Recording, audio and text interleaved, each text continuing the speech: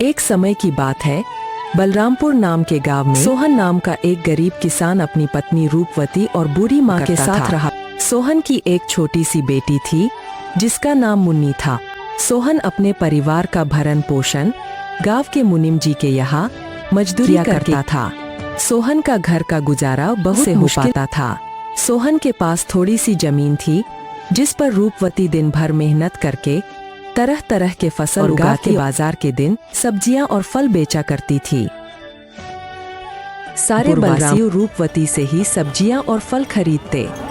सब्जी ले लो, फल और सब्जी ले लो, ताजा ताजा सब्जी ले लो, फल और सब्जी ले लो, हरी भरी फल और सब्जियां ले लो। भरी सब्जियां 20 रुपए किलो, सिर्फ 20 रुपए किलो, फल और सब्जियां ले लो।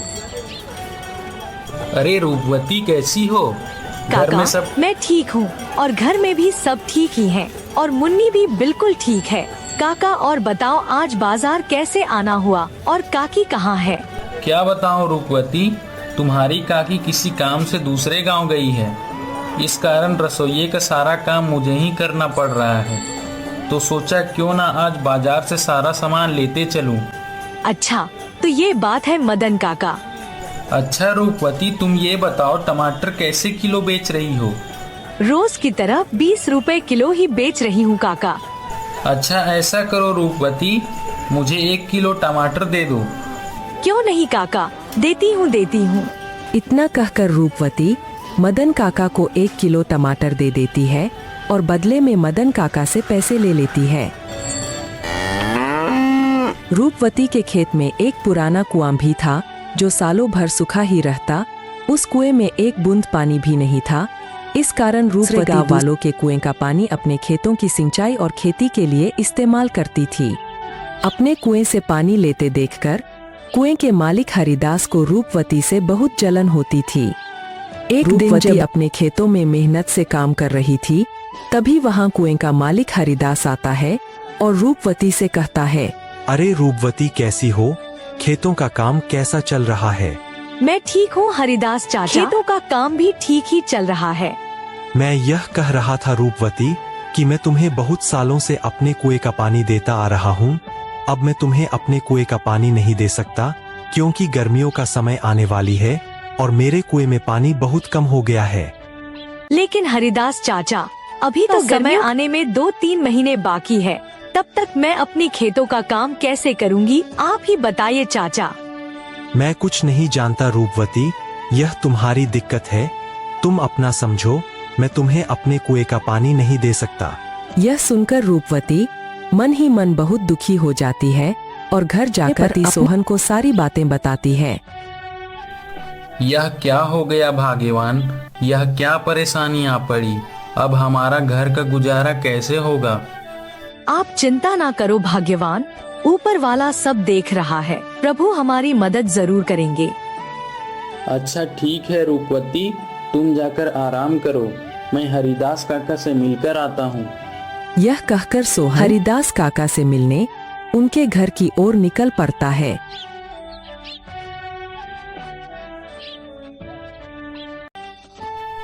हरिदास काका, अरे ओ हरिदास काका, घर में हो कि नहीं? अरे कौन है भाई? रुको आता हूँ। अरे सोहन तुम हो?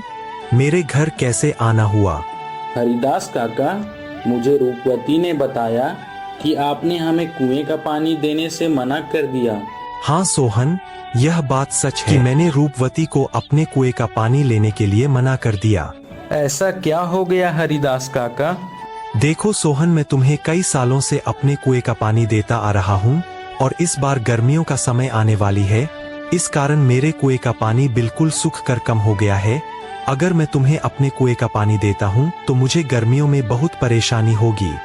लेकिन हरिदास काका, अभी तो गर्मियाँ आने में 2-3 महीने का समय, तब तक मेरे खेतों का क्या होगा?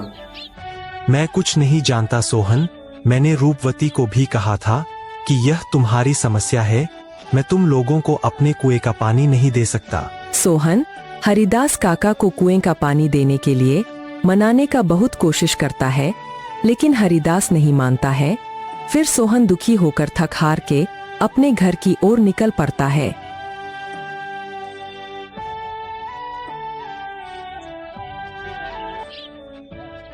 क्या हुआ? हरिदास काका ने क्या कहा? ना, हरिदास काका ने पानी देने से मना कर दिया। कह रहे थे अगर मैं तुम्हें पानी देता हूँ तो मुझे गर्मियों में बहुत परेशानी होगी। ये बिना क्या होगा भाग्यवान? हमारे सारे खेत तो सूख जाएंगे और हमारा गुजारा कैसे होगा? अच्छा, वो जो हमारा पुराना उसको खुदवाने में कितना खर्च लगेगा? भाग्यवान 500 रुपए तो लग ही जाएंगे। अरे हमारे पास इतने पैसे तो हैं ही नहीं। अच्छा, अगर मैं खुद से ही कुएं को खोद दूं तो? कर लेंगे। हाँ, अब कुआं मिस्त्री कर लेगा तो मैं क्यों नहीं कर लूंगा। अच्छा, कल सुबह सुबह दोनों कुएं के पास चलेंगे। भाग्यवान जाओ, मुझे बहुत भूख लग रही है। जाओ जाओ, घर में जो कुछ भी है वो फटाफट लेकर इतने आओ। ही बीच में उन्हें एक आवाज सुनाई देती है। ये किसकी आवाज है? वह दोनों बाहर देखते हैं तो एक साधु महाराज उनके घर के बाहर भिक्षा मांगने के लिए खड़े होते हैं। जो कुछ भी घर में हो, चावल, बाजरा, दाल, वो मुझे दे दो बेटा। अरे साधु महाराज, हम सब पहले से ही इतने गरीब हैं। हम जैसे तैसे करके अपना जीवन गुजार रहे हैं। ऐसे में हम तुम्हें कहाँ से दान दे? सोहन की स्थिति देखकर बाबा जी समझे और बोले, कोई बात नहीं बेटा, कोई बात नहीं, ठीक है बेटा, अब मैं चलता हूँ। मैं किसी और के घर में भिक्षा मांगूंगा। अरे रूपवती, हमारे घर में बाबा को देने लायक कोई भोजन है क्या? भाग्यवान, हमारे घर में देने लायक कुछ भी नहीं है। केवल थोड़े से चावल थे जो तुम्हारे लिए बचा कर रख दिए थे। अगर वह बाबा को दे देंगे तो तुम्हें भूखा रहना पड़ेगा। ये बाबा, भाग्यवान जाओ और मेरे हिस्से का भोजन है वो जाकर बाबा को दे दो। लेकिन भाग्यवान, अगर मैंने आपके हिस्से का चावल बाबा को दे दिया तो तुम्हें भूखा रहना पड़ेगा। तुम उसकी चिंता मत करो भाग्यवान। अगर वैसे भी अगर मैं बाबा जाने दूंगा तो मेरे गले से भोजन नहीं उतरेगा। जाओ वो भोजन लेकर आओ।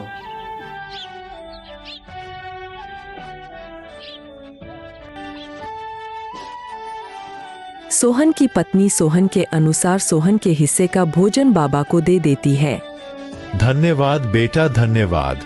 भले ही तेरे दिन चल रहे हैं, मगर ऊपर वाला सब देख रहा है। वह एक दिन तेरी अवश्य सुनेगा।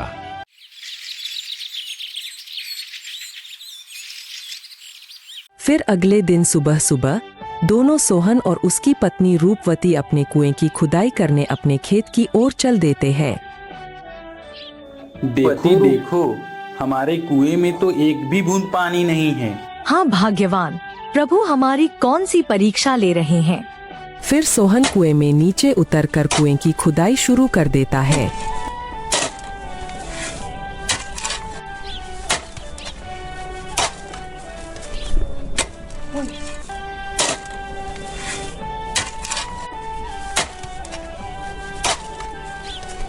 थोड़े समय बाद अचानक से कुएं की एक पत्थर के अंदर से पानी निकलने लगता है। अरे यह पानी कहाँ से आ रहा है? मुझे तो अपना विश्वास ही नहीं होता। मुझे तो लगता है कि यह सब मेरे अच्छे कर्मों का फल है जो मुझे मिला। भाग्यवान सही कह रही थी और बाबा जी भी सही कि तुम्हारे कर्मों का फल तुम्हें अवश्य मिलेगा। ऊपर वाले ने मेरी सुन ली। अब मैं इस पानी से मैं अपने खेत की सिंचाई अच्छी तरह से कर सकूंगा। सोहन बहुत खुश हो जाता है और ऊपर जाकर से कहता है, भाग्यवान, प्रभु ने हमारी सुन ली। नीचे पत्थर से पानी निकल रहा है। क्या आप सच कह रहे हो भाग्यवान? प्रभु ने हमारी सुन ली। अब हमें करने में कोई परेशानी नहीं होगी। तो दोस्तों, आपने देखा जो अच्छा कर्म करता है साथ हमेशा अच्छा ही होता है।